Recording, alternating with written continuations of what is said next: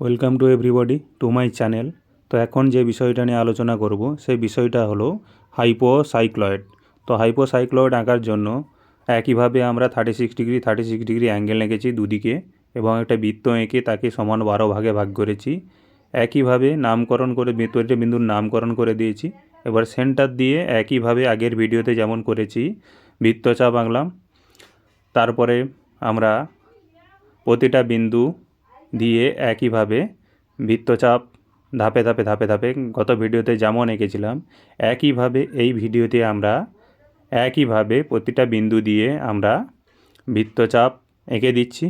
বৃত্তচাপ আঁকার পরে একইভাবে আমরা আগে যেমন করেছি অর্থাৎ 108 ডিগ্রিকে সমান দুভাগে ভাগ করেছি। তো একইভাবে এখানেও একই পদ্ধতিতে ভাগ হবে, সমান দুভাগে ভাগ হবে, অর্থাৎ 54 ডিগ্রি। তো এখানে একটু পার্থক্য আছে, একটু করার চেষ্টা করো।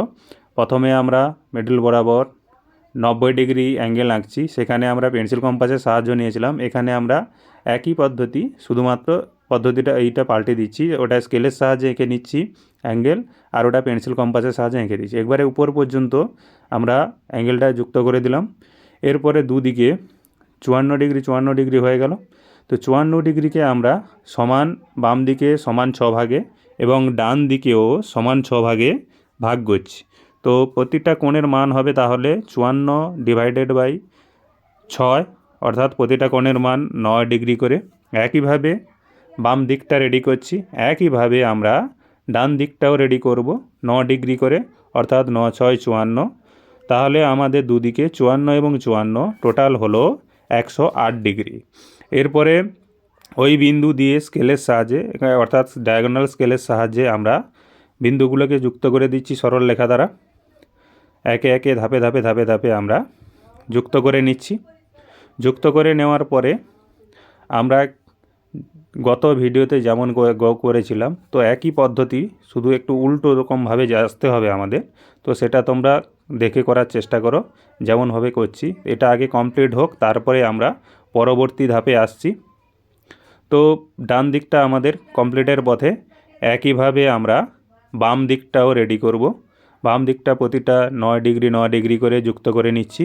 যুক্ত করে নিলে আমাদের বাম দিকটাও কমপ্লিট হবে। তো তোমরা যেমন করছি তেমনভাবে ফলো করার চেষ্টা করো।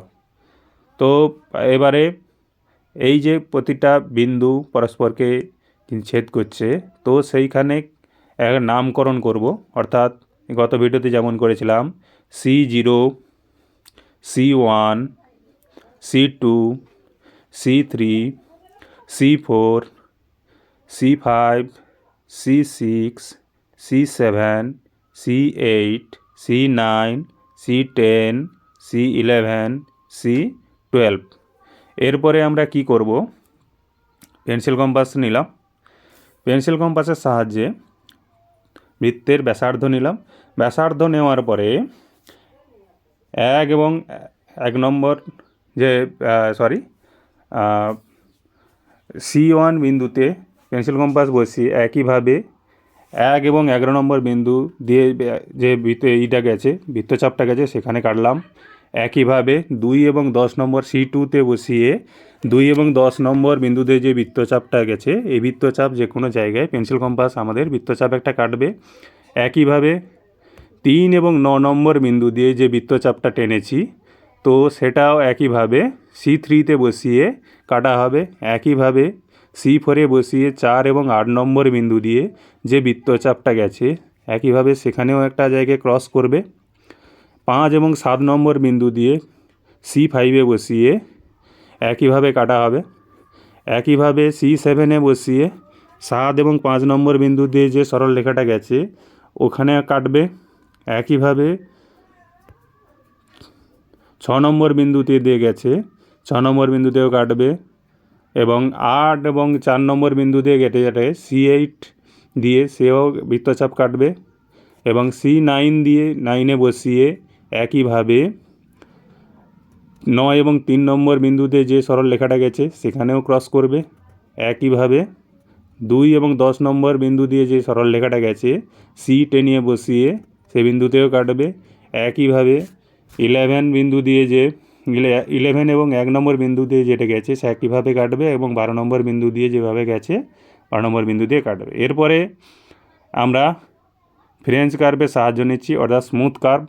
তো স্মুথ কার্ভের সাহায্যে আমরা প্রতিটা বিন্দু ম্যাক্সিমাম যতগুলো বিন্দু একসঙ্গে মেলানো যায় ততটাই আমাদের জন্য ভালো, কারণ স্মুথ কার্ভ যত ভালো হবে আমাদের ছবিটা তত দেখতে ভালো লাগবে।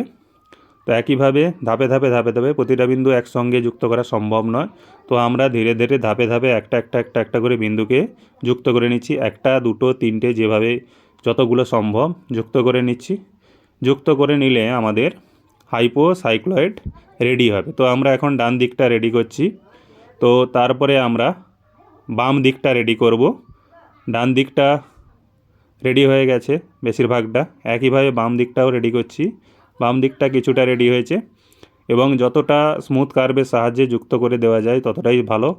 তো আমার কাছে হয়তো উপযুক্ত ফ্রেঞ্চ কার্ভ নেই, সেই জন্য হয়তো প্রতিটা বিন্দু যুক্ত করা সম্ভব হচ্ছে না। তোমরা সবসময় চেষ্টা করবে উপযুক্ত স্মুথ কার্ভ অর্থাৎ হাইপোসাইক্লয়েডের জন্য যে স্মুথ কার্ভটা ব্যবহার করা হয় তো সেই কার্ভটা সবসময় ব্যবহার করার চেষ্টা করবে, এতে ছবিটা আরও দেখতে ভালো লাগবে। তো আমাদের বাম দিকটা কি সবগুলো বিন্দু যুক্ত করা সম্ভব হচ্ছে না এই ফ্রেঞ্চ কার্ভের সাহায্যে। তো আমরা হাতের সাহায্যে কিছুগুলো বিন্দু যুক্ত করব, যাতে তোমাদের কাছে জিনিসটা সম্বন্ধে সম্যক একটু ধারণা পাওয়া যায়, ধারণা দেওয়া সম্ভব হয়। সেই জন্য আমি যতটা পারি ফ্রেঞ্চ কার্ভের সাহায্যে যুক্ত করছি, বাকি কিছু বিন্দু আমরা হাতের সাহায্যে যুক্ত করছি। তো সেটা তোমরা একটু মানিয়ে নেওয়ার চেষ্টা করবে। তো এইভাবে আমরা এই বাম দিকটা যুক্ত করে নিচ্ছি, এভাবে ডান দিকটাও আমরা যুক্ত করে নেব।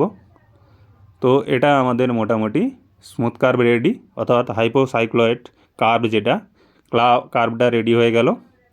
এরপরে আমরা যে অংশটায় আসব সেই অংশটা হলো এই দুটো বৃত্তে রেডিয়াস আমরা যুক্ত করে দিচ্ছি। দেখো তোমরা, তো এটা আর কোনোটা ডি কোনোটা আর, সেটা একটু করার চেষ্টা করো তোমরা, যেমনভাবে আঁকছি তোমরা সেটা দেখে করার চেষ্টা করো।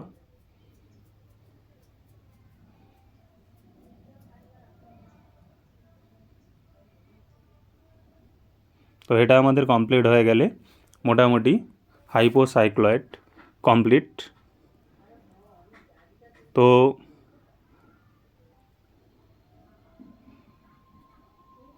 আর এবং এটা ক্যাপিটাল আর। তো শেষ পর্যন্ত ভিডিওটা দেখার জন্য সবাইকে ধন্যবাদ।